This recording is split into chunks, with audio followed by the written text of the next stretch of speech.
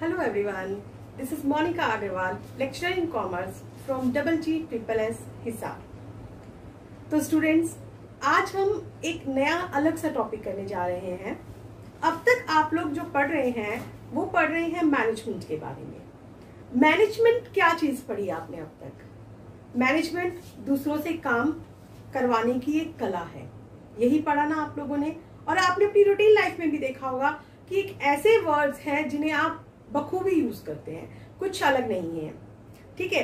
फिर उसके बाद आपने थोड़ा सा क्या पढ़ा, मैनेजमेंट के फंक्शंस के बारे में। मैनेजमेंट का पहला फंक्शन क्या था हमारे पास? प्लानिंग। प्लानिंग क्या होता है? What to do, how to do, by whom to do it, how to do it, है ना। कौन करेगा, कब करेगा, कैसे करेगा। मीन्स कि आप अपना एक सेटअप कर लेते हैं, एक माइंड में बिठा लेते हैं कि हमें जो भी काम करना है किस तरीके से आप वो काम करोगे, ठीक है। तो चलिए, अब प्लानिंग के बाद कौन सा काम आता है? प्लानिंग के बाद काम आता है हमारा ऑर्गेनाइजिंग, ठीक है। अब जो ऑर्गेनाइजिंग है वो आता है हमारे पास कि हम ये कह सकते हैं कि ये कौन सा फंक्शन है हमारा, इसका दूसरा फंक्शन है। अब देखिए, आप इसको एक काम और भी कह सकते हैं। क्यों? अब जो ऑर्गेनाइजिंग होता है चीज है, ऑर्गेनाइजिंग हमारी क्या चीज है? एक किस्म से हम ये कह सकते हैं कि जो प्लानिंग आप लोगों ने की, जो आपने थियोरेटिकली पेपर्स पे लिखा या आपके माइंड में सेटअप था, अब उसको एक प्रैक्टिकल शेप देने का टाइम आ गया। खाली सोचने विचारने से काम तो नहीं बनता ना। काम कब बनता है? जब आप उसे वास्तव में करते हैं, उसे प्रैक्टिकल शेप देते हैं। तो उस प्रैक्टिकल शेप में आप अब इसमें क्या करोगे? क्योंकि थोड़ा बहुत आप इसके बारे में जानते हैं, फंक्शंस में आप ऑलरेडी पढ़ चुके हैं। तो हमने उस वक्त क्या पढ़ा था कि ऑर्गेनाइजिंग हमारा क्या होता है कि हम जितना भी बड़ा हमारा काम है उसकी हम एक्टिविटीज में डिवाइड कर देते हैं, उनकी ग्रुपिंग करते हैं, है ना। हम उसकी अथॉरिटीज कौन है, रिस्पॉन्सिबिलिटीज किसकी है, अकाउंटेबिलिटी किसकी है, ये सारी बातों पे हम उसमें वो काम करते हैं। तो कुल मिला के ये हमारा क्या कहलाता है? ऑर्गेनाइजेशन कहलाता है। इसी के तहत हम अपना ऑर्गेनाइजेशन स्ट्रक्चर भी तैयार करते हैं। और जैसा स्टूडेंट्स आपको पता है कि बहुत ही एक इम्पॉर्टेंट फंक्शन है ये, क्योंकि अगर इसमें गड़बड़ हो गई ना तो आपका ये समझो कि सारा का सारा जो ऑर्गेनाइजेशन है, जो आपका सारा बिजनेस है, वो फ्लॉप हो सकता है। इसी से रिलेटेड एक कोट दी है, जिस कोट के बारे में हम चलिए बात करते हैं। तो ये कोट है अब आपके सामने। तो देखिए, केनिथ क्या कहते हैं? केनिथ कहते हैं, a poor organisation could run a good product. वो कहते हैं कि जो एक पुअर ऑर्गेनाइजेशन है, जो एक अच्छा संगठन नहीं है, वो क्या कर सकता है? वो एक अच्छा प्रोडक्ट चला सकता है इनटू द ग्राउंड। शुरुआत में चला सकते हैं वो, ठीक है ना। मतलब शुरू में तो आप ये कह सकते हो कि भाई हाँ इसने अच्छा चला दिया, लेकिन इन फ्यूचर क्या होता है?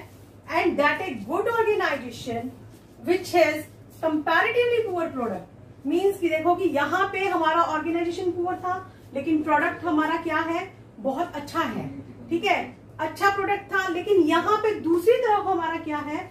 ऑर्गेनाइजेशन अच्छा है, लेकिन प्रोडक्ट हमारा क्या है? प्रोडक्ट हमारा जो है वो पुअर है, ठीक है। तो वो कहता है कि जो विच has comparatively poor product could run a good product out of the market. की मार्केट में अगर जितने भी प्रोडक्ट हैं हमारे, अच्छे प्रोडक्ट भी है ना, तो उनसे भी वो क्या कर सकता है? अच्छा चला सकता है, ठीक है।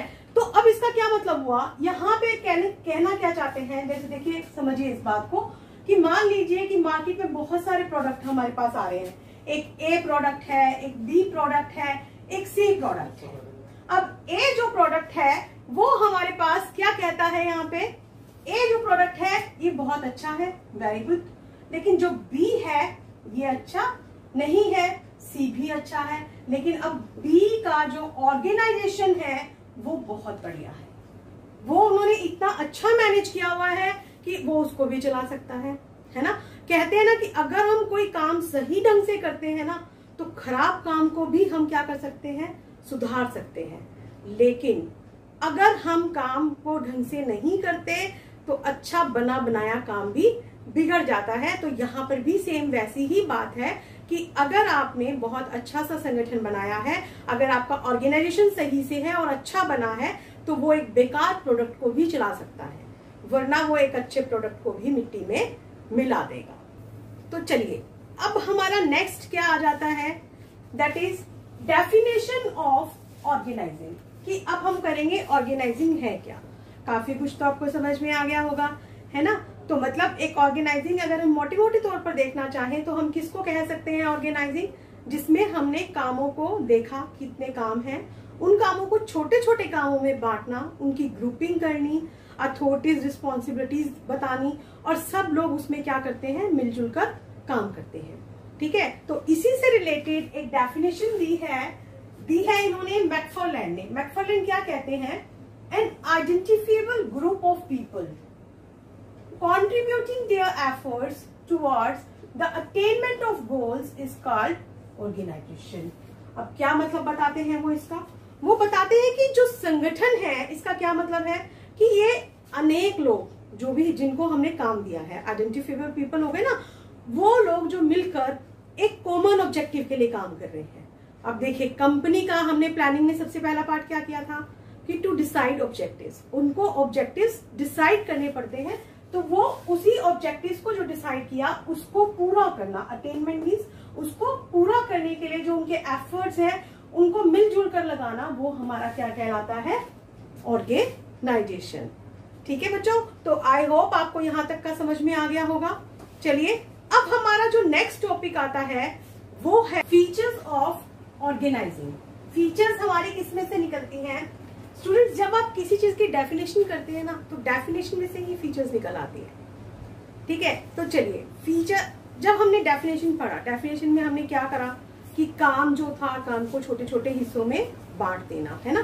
तो काम को छोटे छोटे हिस्सों में बांट देना, तो सबसे पहला हमारे पास यहाँ पे क्या हो गया इसकी फीचर, डिवीजन ऑफ वर्क। अब डिवीजन ऑफ वर्क हमारे पास क्या कैसे हो जाएगा, फॉर एग्जाम्पल देखिए एक कंपनी क्या करती है कि उसका जो काम है वो सोफास बनाती है। क्या बना रही है वो, सोफे। अब सोफा बनाना उसका क्या है, एक ऑब्जेक्टिव है।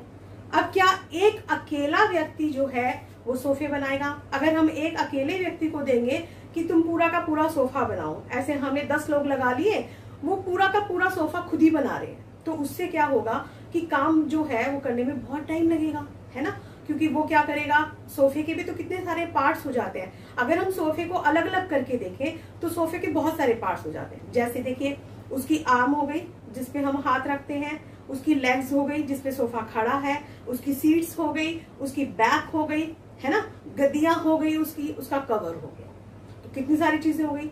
अब हम क्या करते हैं, ऑर्गेनाइजिंग में हमें क्या सिखाया जाता है कि ऑर्गेनाइजिंग में हम ये सीखते हैं कि उस काम को छोटे छोटे हिस्सों में बांट देना। मतलब जो हमने एक सोफा बनाना था, अब हमने सोफे के कितने सारे काम कर दिए, हमने 5 काम कर दिए। कौन कौन से हमने 5 काम उसमें किए, हमने क्या किया, उसकी लेग्स अलग बनाई, आर्म अलग बनाई, हमने उसकी बैक अलग बनाई, उसका फ्रंट अलग बनाया हमने, ठीक है, और उसकी सीट्स हमने अलग बनाई। तो ये सारा का सारा हो गया, और सीट्स के साथ हमने जो उसके कवर थे वो भी हमने क्या किया, वो अलग से बनाए हैं। ठीक है, तो पहला काम अब हमारा क्या हो गया, डिवीजन ऑफ वर्क हो गया। अब चलिए दूसरे काम की तरफ चलते हैं। अब दूसरी इसकी विशेषता क्या है कि कोऑर्डिनेशन। देखिए आपस में कोऑर्डिनेशन का क्या मतलब होता है, आपस में तालमेल होना। अगर आपस में कोऑर्डिनेशन ही नहीं रहेगा तो काम कैसे होगा। अब क्या मतलब हुआ इस चीज का, देखिए जैसा मैंने बताया कि इसी सोफे के एग्जाम्पल को लेकर ही मैं आपको पूरा का पूरा करने वाली हूँ, तो उसको दिमाग में बिठा लो कि सोफा हमने बना रहे हम। तो सोफे में अब क्या है कि काम को हमने छोटे छोटे हिस्सों में बांटा, किसी को हमने लेग दी, किसी को आर्म, किसी को बैक, किसी को फ्रंट, किसी को सीट, किसी को कवर, ऐसा हमने सब कुछ दे दिया। अब लेकिन अगर उनमें आपस में तालमेल नहीं है कि कितना बड़ा सोफा है, छोटा सोफा है, तो कहीं पे गड़बड़ हो सकती है। हो सकता है जो फ्रंट का हिस्सा वो बड़ा हो, बैक जो है वो छोटी पड़ जाए, नहीं बनेगा सोफा। सोफा सही बन गया लेकिन सीट वाले के साथ आपका कोऑर्डिनेशन नहीं है, उससे तालमेल नहीं है, तो सीटें छोटी बड़ी बन सकती हैं, है ना, कवर छोटे बड़े बन सकते हैं। तो आपस में सब लोगों का तालमेल होना जरूरी है, तभी एक सोफा जो है वो अच्छा सा बन जाता है। ठीक है, तो सेकंड पॉइंट हमारा क्या हो गया, कोऑर्डिनेशन। फिर हमारे पास क्या चीज आती है, प्लुरैलिटी ऑफ पर्सन। अब जब ऑर्गेनाइजिंग हम करते हैं तो ऑर्गेनाइजिंग में क्या चीज है कि बहुत सारे लोग होने चाहिए।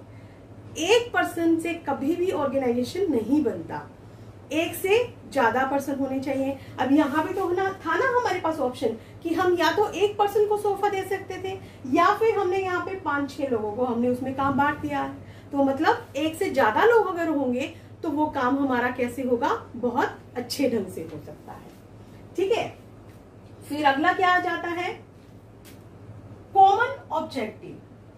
अब यहाँ पे ये नहीं है कि अगर हमने जिसको काम दिया है वो सब अपना अलग अलग सोचेंगे, कोई इस दिशा में जा रहा है कोई उस दिशा में जा रहा है, काम नहीं बनेगा। काम कब बनेगा, जब सब मिलकर एक कंपनी के ऑब्जेक्टिव की तरफ जा रहे हैं तब काम बनता है ना। यहाँ पे अब कंपनी का ऑब्जेक्टिव क्या था, कंपनी का ऑब्जेक्टिव सोफा बनाना था, तो उस कॉमन ऑब्जेक्टिव को पूरा करने के लिए अब ये सब लोग जब मिलकर काम करेंगे तभी हमारा क्या होगा, एक ऑर्गेनाइजेशन अच्छा बनता है। And the last point is क्या है इसमें, organisation is a machine management. अब ये मशीन मैनेजमेंट आप इसको क्यों कह सकते हैं, सोचो जरा, क्यों भाई। अगर इसमें जैसे देखो आपके पास कोई मशीन है, उस मशीन का अगर एक पार्ट, छोटा सा पार्ट अगर खराब हो जाए, लूज हो जाए, तो वो चलता है क्या, नहीं ना। आप स्कूटर चलाते हैं, आप गाड़ी चलाते हैं, गाड़ी का अगर एक पहिया निकल गया या उसमें से एक पेच निकल गया, उसकी हवा कम हो गई, तो क्या गाड़ी सही से चलती है, नहीं चलती ना। तो उसके लिए क्या जरूरी होता है कि वो सारे की सारी सही हो, बैलेंस हो, उसमें सभी में हवा वगैरह जो है, टायर वगैरह जो है वो सही से लगे हो। तो यहाँ पर भी ये क्या है, एक किस्म से जो ऑर्गेनाइजेशन है वो एक मशीन मैनेजमेंट है, क्योंकि जिसमें हमने काम को बहुत सारे हिस्सों में बांटा और उन हिस्सों से पूरा मिलके जो हमारा एक जो मैनेजमेंट है वो बनता है, हमारा एक काम होता है। ठीक है, तो अब जो नेक्स्ट आता है हमारा इंपॉर्टेंस ऑफ ऑर्गेनाइजिंग। इसमें क्या आता है, अब हम इसमें पढ़ेंगे कि हमारा जो संगठन है इसकी क्या इंपॉर्टेंस है, क्या महत्व है, क्या हमें किस्म से क्या फायदे हो सकते हैं, क्या फायदे देता है। ठीक है, तो चलिए सबसे पहला हम जो इसमें करते हैं that is benefits of specialisation. अब ये बेनिफिट्स ऑफ स्पेशलाइजेशन, इसमें क्या चीज आ जाती है, देखिए जैसे मैंने अभी आपको एग्जाम्पल दिया था सोफे का, मैंने आपको कहा था कि उस सोफे के एग्जाम्पल से मैं आपको सब कुछ क्लियर करती हुई चलूंगी। तो सोफे के एग्जाम्पल को मैं फिर से एक बार यहाँ पे लिख रही हूँ कि हमारा जो कंपनी है वो क्या बनाती है, सोफा बनाती है। सोफे के लिए अब हमने किसी को आर्म दी है, किसी को लेग्स उसकी बनाने के लिए दी है, किसी को सीट्स दी है ना, किसी को हमने फ्रंट दिया है, किसी को हमने उसकी बैक दी है और किसी को हमने उसके कवर दी है। इस तरीके से हमने दिया। अब हमने हर इंसान का काम बांट दिया। अब एक आदमी एक ही काम को बार बार करता चला जाएगा तो उस काम में उसकी क्या हो जाएगी, परफेक्शन।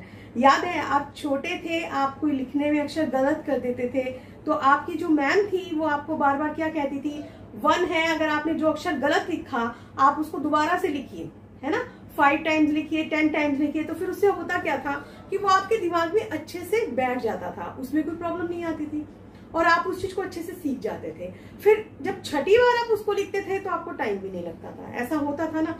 तो यहाँ पे एक किस्म से, जैसा मैंने आपको पहले बताया था कि एक बिजनेस स्टडीज बहुत इंटरेस्टिंग है। क्यों? क्योंकि ये हमारी प्रैक्टिकल लाइफ से जुड़ा हुआ, जैसा हम सोचते हैं करते हैं वही हम अपना इसमें भी करते हैं। ठीक है, तो यहाँ पे भी अब क्या हुआ, जो आर्म बनाने वाला था उसने शुरू में टाइम लगा होगा कि सोफे के साइज के अकॉर्डिंग कितनी बड़ी आर्म बनानी है, कितना क्या होना है ना। लेकिन जब आप उसी काम को वो बार बार करता है तो फटाफट से आर्म बना देता है, जल्दी भी बनाता है, अच्छी भी बनाता है। ऐसे ही लेग्स वाला लेग जल्दी बनाएगा, सीट्स वाला सीट जल्दी बनाएगा, फ्रंट वाला फ्रंट, बैक वाला बैक और कवर वाला कवर अच्छे से बनाता है।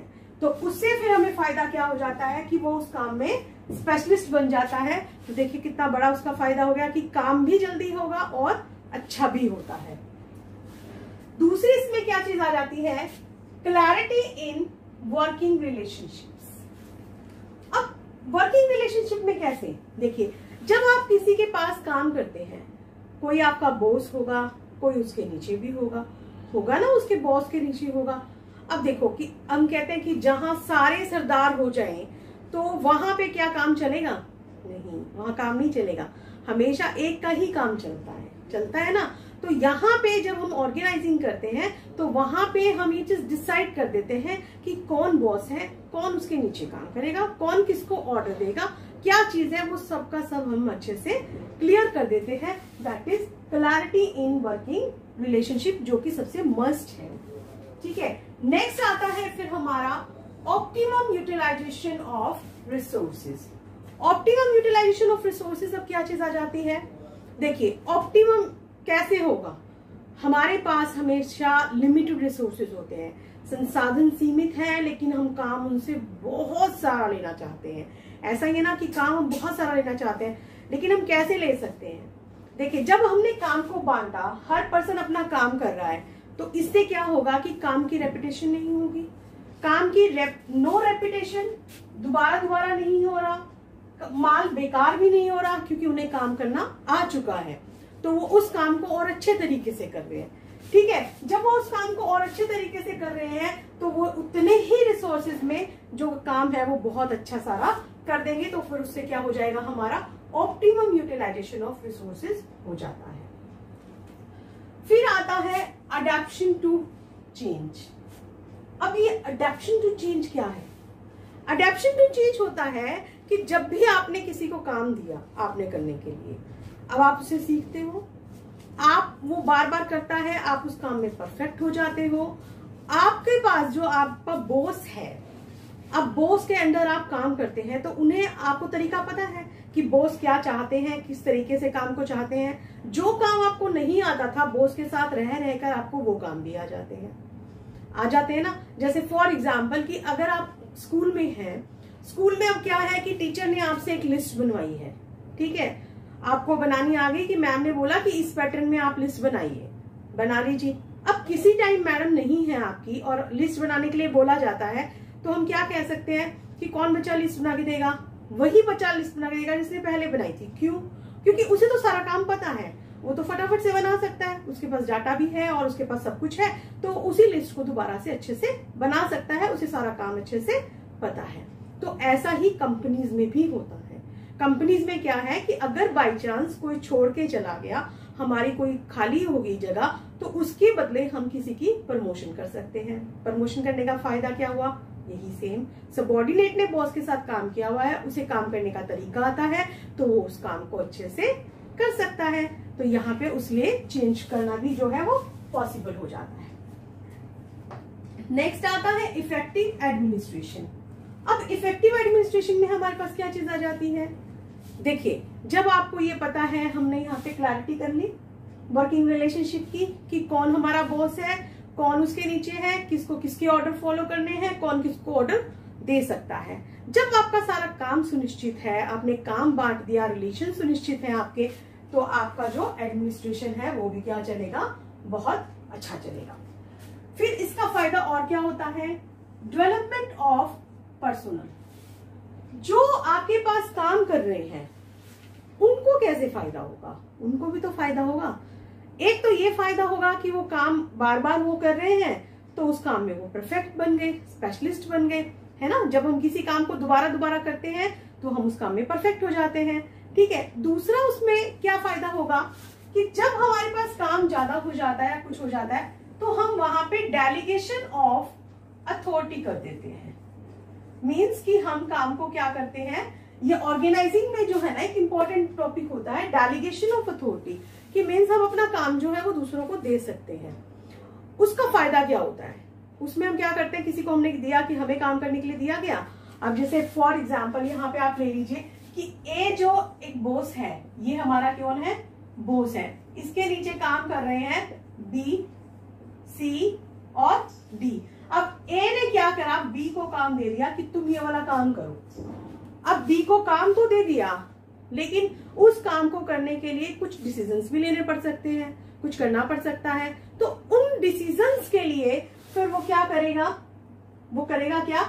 वो इसमें जो है उनको थोड़ी सी अथॉरिटी भी देगा, वो उसको राइट्स भी देगा कि ठीक है, आप इससे काम करने के लिए थोड़े से राइट्स ले लो। जो डिसीजन अगर आपको मौके पर लेना पड़ता है तो वो आप ले सकते हो। अब उससे क्या फायदा होगा? जब एक इंसान को डिसीजन की पावर नहीं थी, अब वो डिसीजन ले रहा है, तो उससे उसका डेवलपमेंट होगा, उसे पता चलेगा कि किस तरीके से मैंने डिसीजन लिया, उसके आगे क्या इफेक्ट हुए। और उसी के साथ साथ जब एक पर्सनल का तो होगा ही होगा डेवलपमेंट, उसके साथ एक्सपेंशन एंड ग्रोथ कंपनी की भी होती है। क्यों?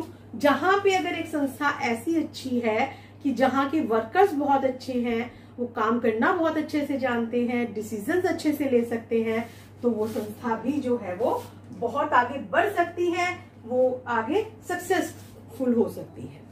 देखो, जैसे हमारी ह्यूमन बॉडी है, अब ह्यूमन बॉडी में आपका क्या होता है कि अगर आप कहीं जा रहे थे, भगवान ना करे कि आप गिर गए, आपके आगे पैर पत्थर आ गया, आप गिर गए, पैर में आपके लग गई चोट, हड्डी टूट गई है, फ्रैक्चर हो गया, अब आप चल पाओगे अच्छे से? नहीं ना, क्योंकि आपके तो पैर में फ्रैक्चर हो गया। तो जो इंपॉर्टेंस आपकी बॉडी में आपकी हड्डियों की है, वही इंपॉर्टेंस जो एक बिजनेस होता है ना, उसमें हमारी किस चीज की है? ऑर्गेनाइजिंग की है। समझ आया? तो ये थी हमारी इसकी इंपॉर्टेंस। तो अब स्टूडेंट्स, लास्ट में हमारा आता है जो आज हम टॉपिक करेंगे, दैट इज ऑर्गेनाइजिंग प्रोसेस। अब जब प्रोसेस होती है ना, तो वो एक सीक्वेंस में चलती है। आप फीचर्स लिखते हैं, अक्सर बच्चों को आदत होती है कि वो क्रैमिंग करते हैं, एक पॉइंट के बाद जैसा बुक में दिया गया है आप वैसे ही करते हैं। ऐसा कभी भी नहीं करना होता आपको, आप अपने हिसाब से लिख सकते हैं, लेकिन हाँ, प्रोसेस आपकी स्टेप वाइज चलेगी।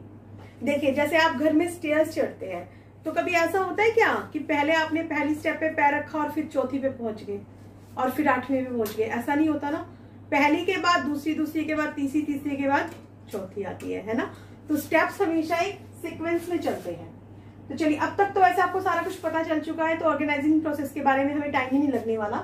तो इसमें क्या चीज आ जाती है? पहला जो इसका फंक्शन है, सॉरी प्रोसेस है, that is identification and division of work. हमने यहाँ पे क्या करना है कि जो हमारा देखना है कि हमारा काम है क्या, और उसे हमने छोटे छोटे हिस्सों में बांट लेना है। जैसा मैं अभी तक चलती आ रही थी कि मैंने एक सोफे का एग्जाम्पल लिया, उस सोफे के एग्जाम्पल को ही मैं यहाँ पे आपको और डिटेल में बता रही हूँ। क्या चीजें हैं? देखिए, हमारे पास सोफा हमने बनाना है, कुछ रॉ मटेरियल हमें परचेज करना पड़ेगा, लाइक हमें वुड वगैरह परचेज करनी पड़ेगी, कुछ रेडीमेड होंगे जैसे हमारे को कील, पेच वगैरह, वो भी चीजें लेनी पड़ेंगी, है ना। फिर आप उसको सोफे को बनाएंगे, स्टॉक में रखोगे और इन्वेस्टिगेशन करोगे कि क्या क्या माल मार्केट में चाहिए हो सकता है, उससे रिलेटेड आप विज्ञापन दोगे, अपनी सेल्स को प्रमोट करोगे, पैसे का हिसाब किताब लगाना होगा, उसको आपको लिखना भी होगा, और ये सारे के सारे काम करने के लिए आपको वर्कर्स भी चाहिए होंगे ना, चाहिए। तो अब हमने यहाँ पे क्या किया? सबसे पहला काम हमारा क्या था? मेन काम था हमारा, हमने आइडेंटिफाई क्या किया कि हमें यहाँ पे सोफा बनाना है। अब उस सोफा बनाना और उस सोफे बनाने के काम को हमने इन छोटे छोटे भागों में बांट लिया कि कोई बंदा रॉ मटेरियल परचेज करेगा, कोई रेडीमेड को परचेज करेगा, कोई बनाएगा, कोई स्टॉक का ध्यान रखेगा, कुछ लोग इन्वेस्टिगेशन करेंगे, कुछ एडवर्टाइजिंग, कुछ सेल्स। मतलब इस तरीके से मिलाकर अगर मैं चलूं तो मैंने कितनी एक्टिविटीज में इसको बांटा है? 3, 4, 5, 6, 7, 8, 9 और 10। मैंने 10 एक्टिविटीज में इनको बांट दिया है। ठीक है, हो गया क्लियर? पहला स्टेप हमने क्या किया? काम को देखा और उसको छोटे छोटे हिस्सों में बांट दिया। अगला काम हम क्या करने वाले हैं? डिपार्टमेंटलाइजेशन। अब हमने उसका विभागीकरण कर देना है। विभाग कैसे बनाएंगे आप? देखिए, जो लोग माल परचेज करेंगे, चाहे उन्होंने कच्चा माल परचेज किया या तैयार माल, अब वो हमारा कौन सा डिपार्टमेंट हो जाएगा?